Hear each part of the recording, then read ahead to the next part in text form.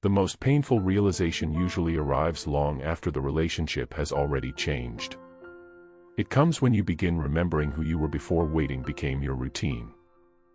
You remember making decisions because they excited you, not because they fit around someone else's uncertainty. You remember looking forward instead of looking back. Somewhere along the way, your emotional world quietly shifted from creating a life to preserving a possibility. Every day felt reasonable on its own. Nothing seemed dramatic enough to question. Yet when those ordinary days are placed side by side, they reveal a pattern that was impossible to see while living through it. You weren't just waiting for another person. You were waiting to become yourself again. This is why waiting changes the way people see you before it changes the way you see yourself. Human beings instinctively notice emotional gravity. We can often sense, without understanding why, when another person's emotional balance depends on us more than it depends on themselves. It creates an invisible asymmetry. One person continues moving through life while the other begins orbiting around their choices. The relationship no longer feels like two independent lives walking together. It begins feeling like one life slowly adjusting its direction whenever the other changes course. That shift is rarely spoken aloud, but it is almost always felt. The irony is that the waiting person usually believes they are protecting the relationship from falling apart.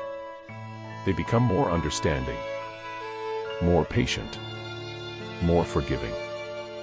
They convince themselves that removing pressure will allow love to grow naturally. But relationships are not strengthened by the absence of all tension. Healthy relationships survive because both people remain aware that the other has a life, a direction, and a future that continues moving. When that awareness disappears, effort often disappears with it. Not because affection vanishes overnight, but because the subconscious no longer senses any urgency to nurture what appears permanently secured. This is why appreciation and certainty have such a complicated relationship. People often assume appreciation naturally increases over time, but psychology suggests something more uncomfortable. Appreciation depends on awareness, and awareness depends on contrast. You notice warmth after feeling cold. You appreciate silence after noise. You treasure moments precisely because you know they cannot last forever. When someone's presence becomes psychologically permanent, the contrast begins disappearing. Their existence slowly blends into everyday life until the extraordinary becomes ordinary without anyone intending it. Many people mistake this process for falling out of love. Sometimes it is nothing more than falling into psychological habit. Habit is one of the most powerful forces in the human mind because it allows us to conserve attention. We stop consciously processing what repeats every day. That ability helps us function, but it also creates emotional blindness. We stop noticing the person who always waits because the brain categorizes them as stable, predictable, and guaranteed. The tragedy is that guaranteed never means unimportant. It simply feels less urgent. Meanwhile, something equally destructive is happening inside the person who waits. Every day they suppress disappointment to protect hope. Every unmet expectation is quietly buried because confronting it feels dangerous. If they acknowledge how deeply they're hurting, they fear the relationship itself may collapse. So they become experts at minimizing their own emotions. They tell themselves they are overreacting. They convince themselves that patience is maturity. They reinterpret loneliness as commitment. Over time, they become so skilled at dismissing their own emotional needs that they stop recognizing them altogether. The mind has an extraordinary ability to normalize almost anything if it happens gradually enough. Imagine placing your hand into freezing water. The shock is immediate. But lower the temperature 1 degree at a time and your body adapts without recognizing how much has changed. Relationships often follow the same pattern. Emotional neglect rarely begins as neglect. It begins as occasional disappointment. Then occasional becomes frequent.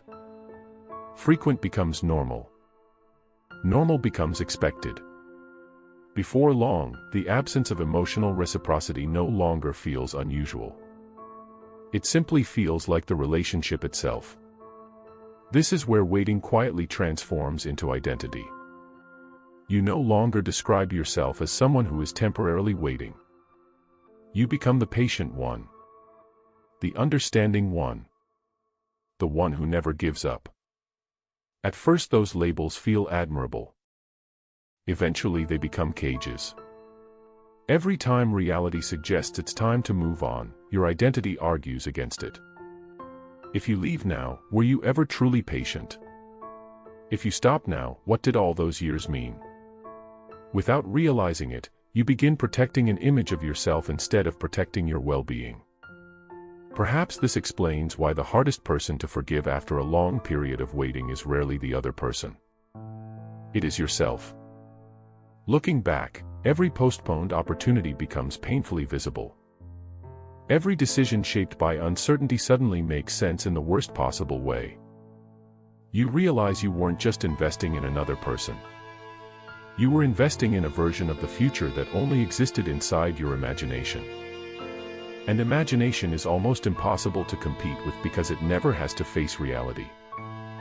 That imagined future slowly became more emotionally important than the present. You weren't living today's life. You were rehearsing tomorrow's happiness. Every sacrifice felt temporary because you believed it would eventually be rewarded. But the future has a dangerous habit of constantly moving one step farther away. Every time tomorrow arrives, it quietly transforms into another tomorrow. Waiting survives because hope survives. Hope survives because certainty never arrives long enough to prove it wrong. Eventually, however, reality asks a question that hope can no longer answer. Not whether they will finally choose you. Not whether things will eventually change. But who have you become while all this waiting was happening? It is an uncomfortable question because it has nothing to do with another person's behavior. It asks you to look at your own reflection instead. The answer is rarely dramatic. Most people don't discover someone entirely different. They discover someone much smaller than they remember. Less curious. Less spontaneous. Less connected to the life they once imagined for themselves. That shrinking doesn't happen because love makes people weak. It happens because prolonged uncertainty slowly consumes psychological energy. The brain was never designed to remain suspended indefinitely between hope and disappointment. It craves resolution. When resolution never comes, emotional resources begin draining into endless anticipation. You stop investing fully in today because tomorrow still feels unfinished. Your life becomes emotionally fragmented, divided between reality and possibility, never fully belonging to either. There is another illusion hidden inside waiting. It convinces you that staying still is preserving something. But life never pauses simply because you decide to. While you wait, personalities evolve.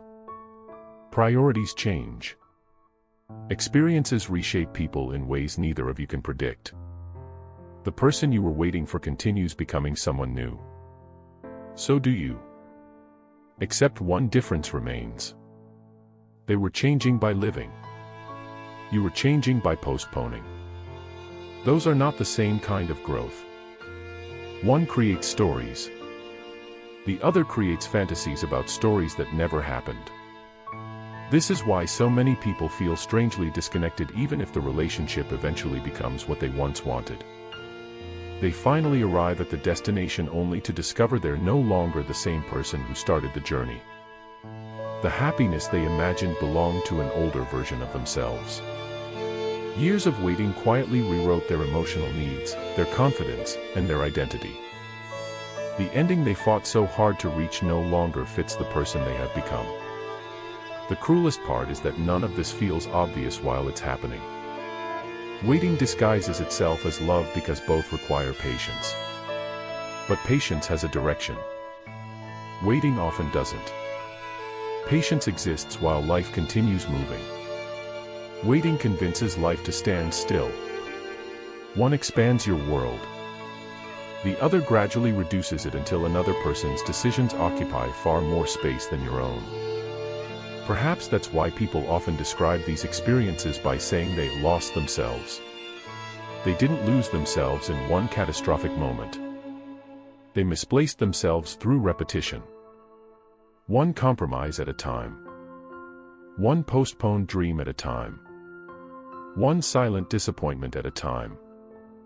Identity rarely disappears with a loud crash.